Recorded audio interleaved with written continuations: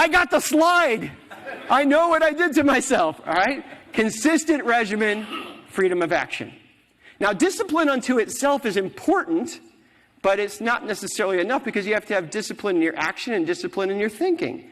So from that perspective, over the years, as I've gone out and worked with clients, and I started to think about a map of the U.S., and I thought, where have I worked with clients? And I darn near cover every decent-sized city in America and some other ones as well.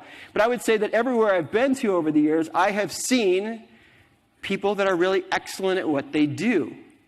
And in watching what they do and how they think about things, I noticed that they follow 5 fairly consistent steps. Some of the steps are more thinking related, some are more action related, but there's these 5 steps. So suffice it to say, I'm going to make an argument that for the most part, these steps happen in America. Is that fair? In the U.S. And many of you probably apply some of these steps. I've had a chance over the years to work in Central America. I've seen the steps there. I've seen them in Canada. I've seen them in Europe. I've seen them firsthand when I've been over in China, down in Malaysia and Vietnam. I've seen it in lots of different places. And it's regardless of industry.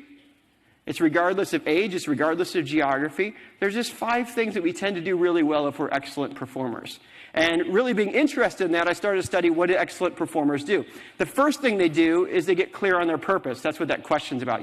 Why are we here? What are we trying to do? What's my purpose in my role? What's my purpose of my team? What's the purpose of our organization? Getting clear on that.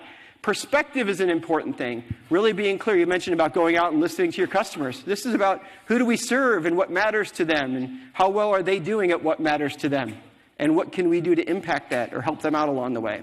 And then things about priorities. We can't tackle everything, right? We have to figure out what we're actually going to go after right now. What are our goals? What's our plan or plans to make those things happen?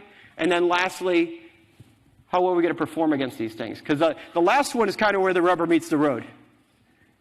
It's the ability to say, okay, game on now. And how are we going to build trust with each other? Well, hopefully we started a while ago. Trust is something like planting a tree. When's the best day to plant a tree? Yesterday. When's the second best day? Today. When's the best day to start working on trusting relations with somebody? Probably yesterday. Second best is today.